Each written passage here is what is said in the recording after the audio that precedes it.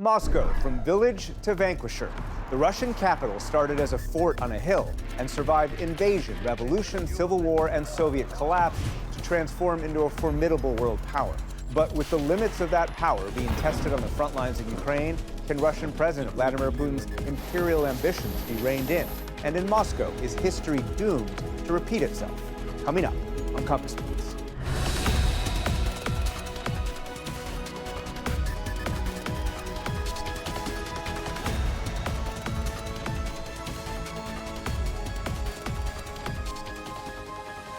Support for Compass Points has been provided by the Judy and Peter Bloom Kovler Foundation, Camilla and George Smith, the Dorney Koppel Foundation, the Gruber Family Foundation, and Cap and Margaret Ann Eschenroder. The Judy and Peter Bloom Kovler Foundation, upholding freedom by strengthening democracies at home and abroad. Additional support is provided by Friends of the NewsHour.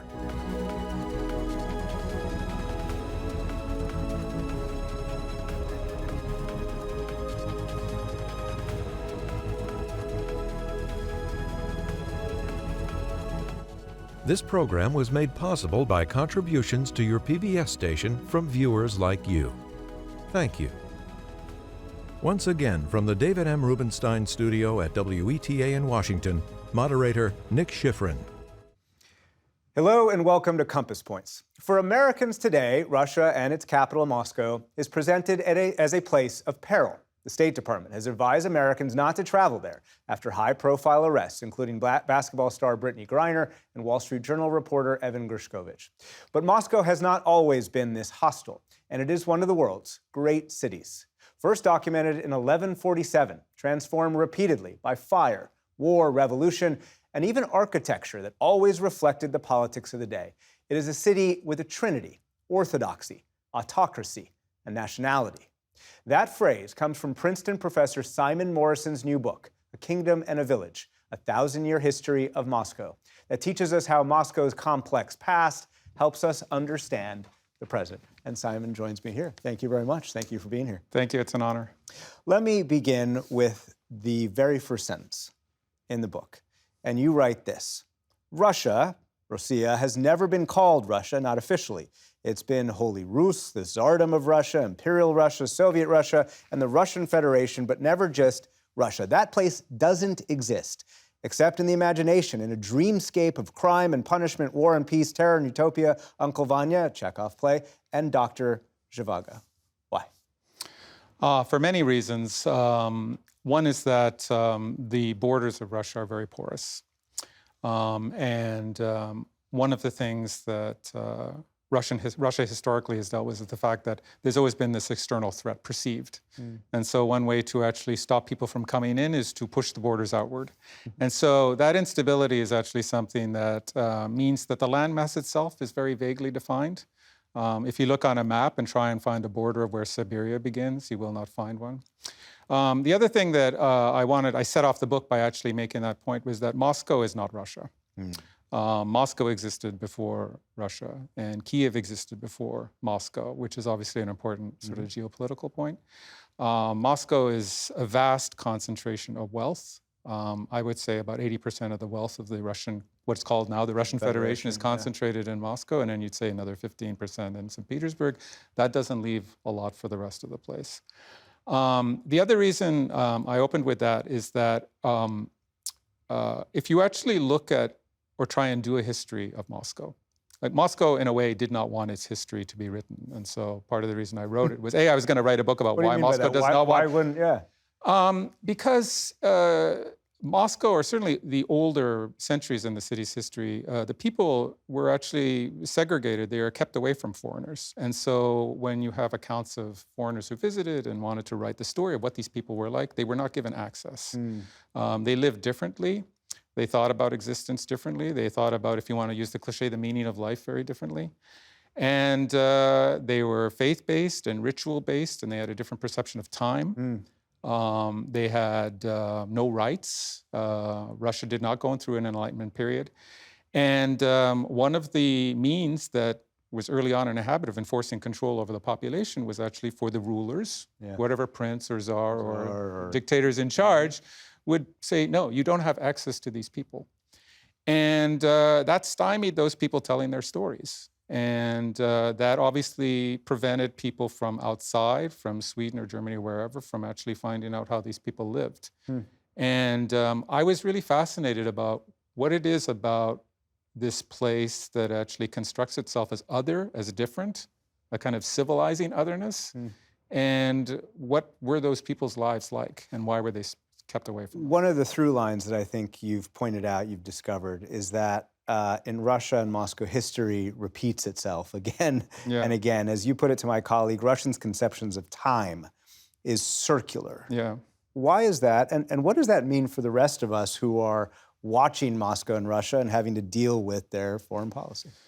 Well, the geopolitical side of it is fascinating and very fraught, because if I were to say to one of my Moscow friends or Russian friends, you know, the Russian conception of time is circular, they say, well, we would like to break out of the circle and actually be sort of linear. Somewhere else. But that's ingrained habit to do with, you know, the idea of ancient Slavophile custom. It's ritual-based. It's about the cycle of seasons, about the cycle of communities.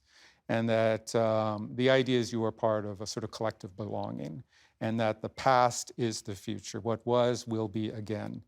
And you see in the historical narratives that I had to deal with a lot of this circularity, and the idea that, yeah, the Napoleonic thing was recapitulated with the Hitler thing. Right? So meaning 1812, Napoleon invades, right? Hitler invades in the 1930s, early 1940s.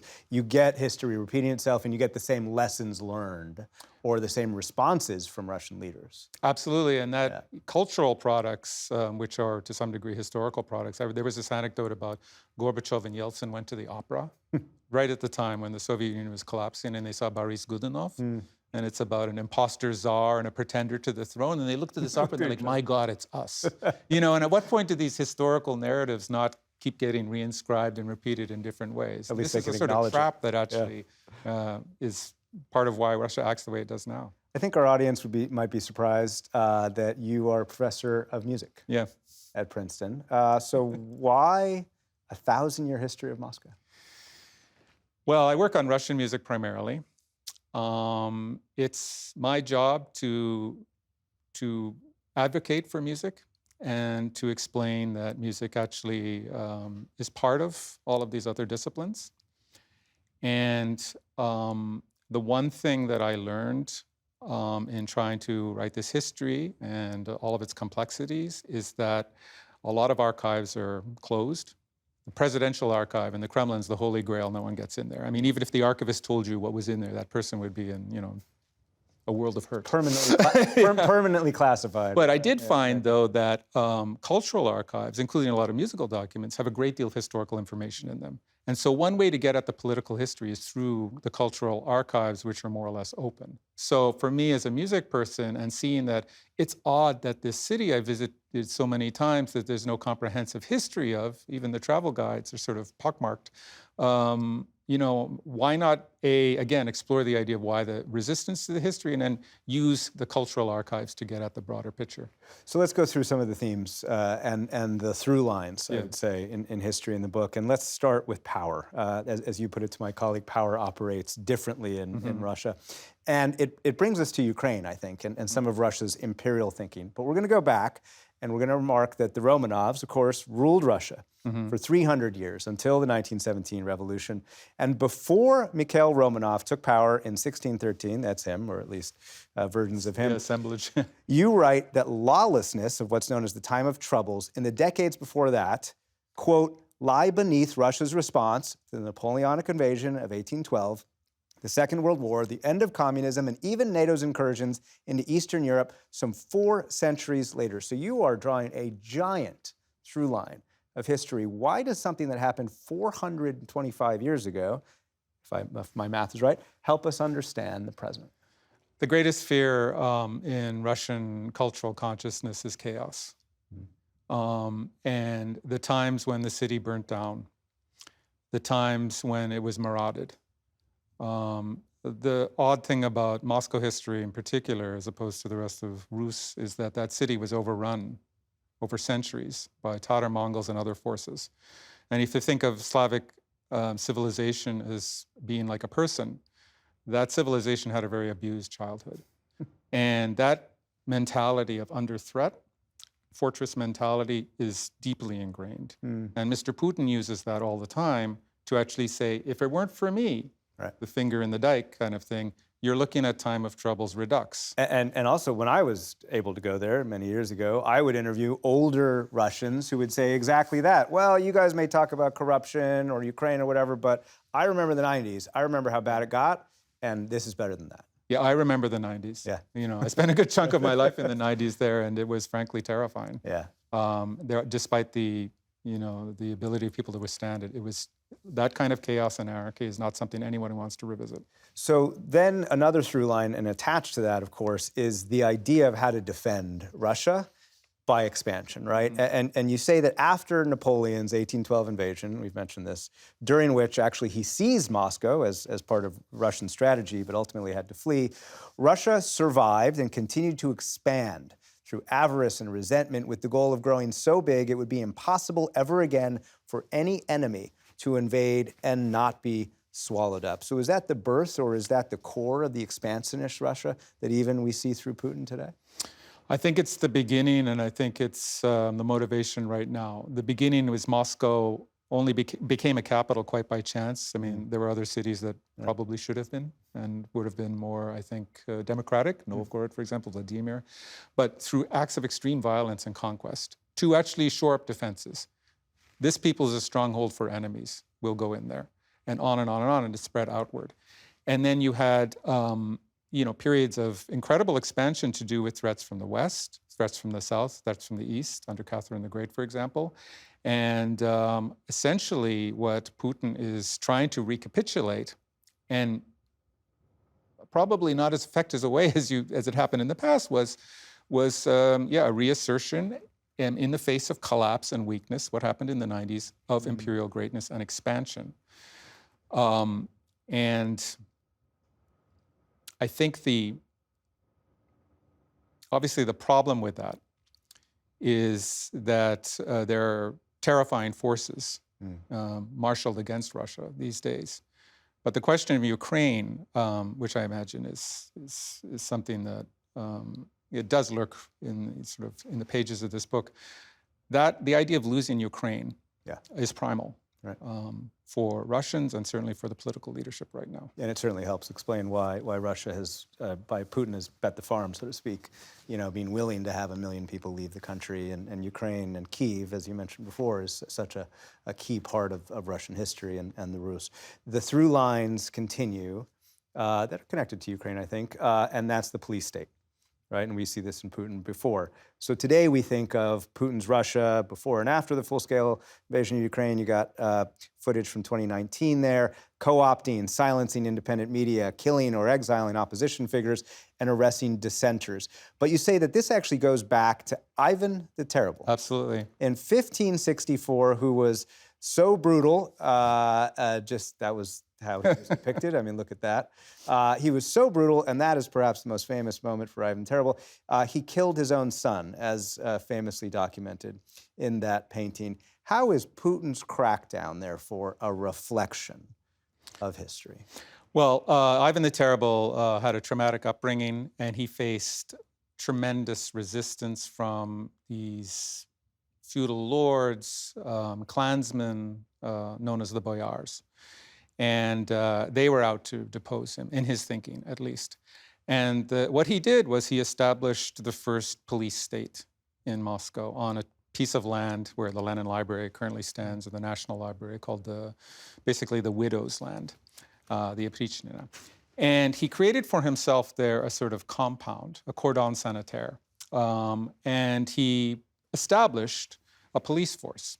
And that police force was responsible for quelling, suppressing the boyars who were against him, also going into other places. It only dissolved when it failed, when there was an invasion from a vestige of the sort of Khan, the empire, that moved into Moscow and, you know, destroyed a lot of the place. And then he dissolved it and then went back to his regular police force. But the lore surrounding Ivan the Terrible was that he needed to do this to preserve the state, because Ivan the Terrible was the first ruler crowned as Tsar. And in order to preserve the state, he needed this police force because of these external threats, which were varied and diverse. And what you get then is the idea that this is a Russian ruler, he needs to defend Russia. And then later on, when you see what follows him is the Boris Godunov reign, where he's considered to be an imposter czar for various hereditary reasons. And then there's a famine, and the place falls apart. And then there's an invader from somewhere else, takes over. And Russian history thinks this was terrible, this invader taking part, right? This pretender. But if you actually look at sort of, revisionist histories, actually that pretender came in and he actually ruled pretty well. He was a pretty good guy. But no, we have to reassert the bloodline. And so this idea of legitimizing the police state for the defense of the nation recurs over and over again. It recurred through Stalin, and then it recurs obviously through Putin. And the theme also, the through line that Ivan the Terrible gives us is what we would call the combination, what Americans would call the combination of church and state. Today, religion, of course, is intertwined with politics. You see Putin there with Kirill, who, of course, is the head of the Russian Orthodox Church. He has blessed Putin's decisions, including Ukraine. But again, this goes back to the Ivan Terrible. And you write this: the Orthodox Church and the security services were conjoined from that moment. You're talking about 1564 to the present day. Yeah. How so? This comes back to the issue of power. Power in Russia is a floating signifier, to use that term. Basically, it's like we think of power as attached to human agency. People accrue power in different ways, economic, etc. Their power is something that is rooted in the land and also rooted in the divine. And so these rulers basically, they said, I have the divine privilege to lord over you, and so you must submit. And sometimes power doesn't like the ruler. Which is weird to think about. It's like power didn't like Boris Godunov. Power didn't like Medvedev, and so on. Former prime minister turned president. Right, and so these people are considered weak, and bad things happen under their rule and so forth. And power did like certain rulers. Whether or not power likes Putin is, I think, up to the future to decide. But this idea of power floats around, and what Ivan did very effectively was, in order to fund the church, support the church, bring the church into power, basically said, all right, I will have this divine mantle, and my rule will be rooted in the land and the divine. It's up there, it's out there, and that's me. So I'm beyond the human. And this idea recurs over. The Soviets, of course, mostly severed that church-state relationship. How and why has Putin brought it back? The Soviets severed it because of, Marxism. But during World War II, for patriotic nationalist reasons, they rehabilitated the church, brought that in, and Putin is actually, who traffics in a lot of World War II nostalgia, because that was a great moment in Russian history. Despite terrible sacrifice, they did win that war. They saved the world. They saved the world. Right. They saved the world. And that idea of actually faith, essence of the land, that this is the true faith, the Orthodox Church, that this is the universal church in terms of its history, its lineage. This is the conjoining, and this city is, the sort of, the newest version of Rome. And Putin traffics in all of that and has absorbed that narrative into his own rule.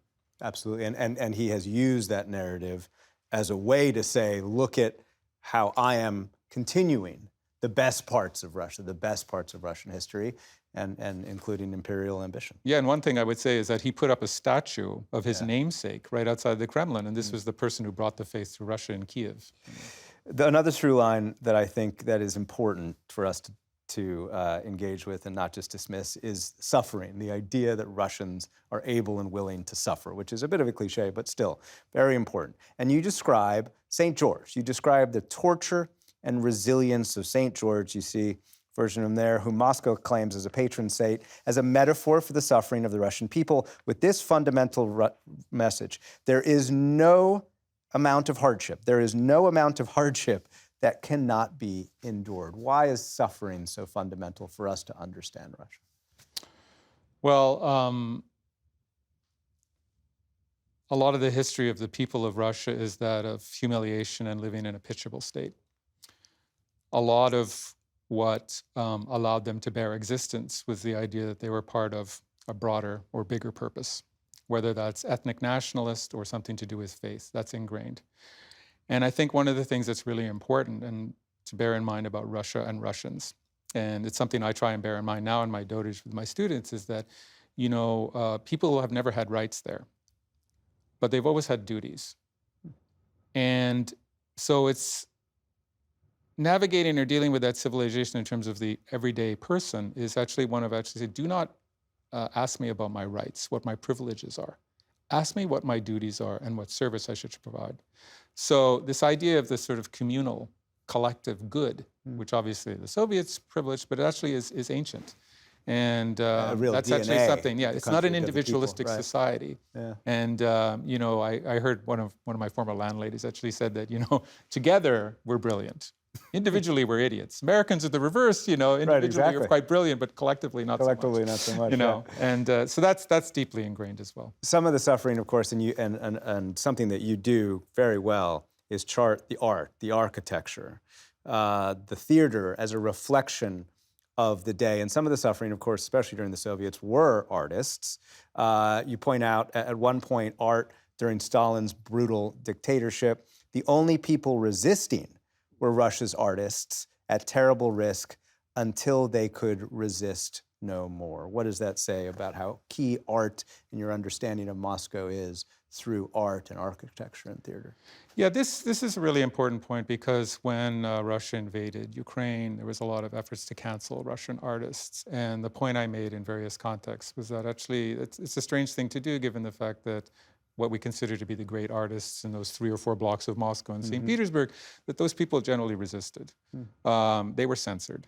They were living hardscrabble existence. They spoke truth to power. All of those things, some of them are cliched, actually pertain to the experiences of Pushkin or Dostoevsky and so forth. And it's also really important to bear in mind that those artists actually saw Russia in its weakness, in its deplorable aspects, and they created works that actually commented and critiqued the history. And the history is manufactured by the regime. And so canceling them seemed to be a kind of contradictory exercise. And the other thing I think is really important to, that these people are kind of the legislators of humankind, these artists. That's how they viewed themselves. And what I really admire about the great artists of Russia, which were basically the idea that they tried very hard not to be Russian. They tried to actually speak to everyday profundities of everyday people. And so those great books that are part of the Russian canon, the great musical works, you listen to them, you read those books, and they communicate back to you, to all of us in the present day. Finally, let us end with this idea of history and seeing it circularly, but also confronting it, or not confronting it. And you said something important to my colleague this week as we were preparing for this, is that Russia never truly reckoned with a very specific part of its history, and that is Stalin's crimes, Stalin's repression before World War II in the 30s. Millions across Ukraine especially were killed across Russia. Why is that reckoning, or lack thereof, so important?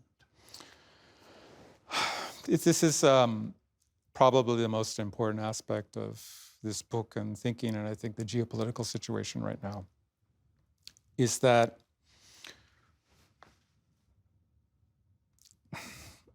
there has never been an accounting for the 1930s, for the Stalinist repressions. Obviously, that revolution, which a lot of people supported, a lot of great artists supported, it went terribly wrong. They started building prison camps, right? So the revolution is over when you're starting to do that. And then something completely irrational and monstrous happened, where the people that were arresting people on these arrest lists started arresting one another, right? And this spun into some apocalyptic dimension. And, one of the things that I heard and I remembered was to understand sort of the Russian, perspective on itself and why it acts the way it does, in part is, Hitler didn't win, but Stalin won. And so imagine if Hitler had won. That happened in Russia. And dealing with that has not been something that anybody can or is able to take on. It is repressed. And so there is a deep level of shame, I think, and grief based on that silencing. And it's concealed and covered up with a lot of bravado. Yeah. But what happened there, there's been no reckoning on the likes of what happened in East Germany with the opening of the Stasi files. And that really does need to happen. And it's still a challenge to actually find out, what happened to Ma or grandmother, so forth, because then you don't want to know to some degree. You don't want to know that, in fact, that your relatives were actually part of these repressions. Fascinating. The book is A Kingdom and a Village, A 1,000-Year History of Moscow. Simon Morrison, thank you very much. Thanks for having me. It's been a pleasure. And that's all the time we have for now. Thank you for joining us. I'm Nick Schifrin. We'll see you here again next week on Compass Points. Support for Compass Points has been provided by the Judy and Peter Bloom Kovler Foundation, Camilla and George Smith, the Dorney Koppel Foundation, the Gruber Family Foundation, and Cap and Margaret Ann Eschenroder. The Judy and Peter Bloom Kovler Foundation, upholding freedom by strengthening democracies at home and abroad. Additional support is provided by Friends of the NewsHour.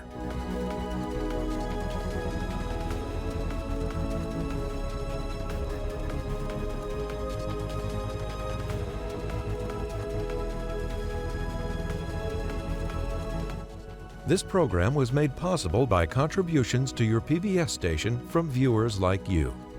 Thank you.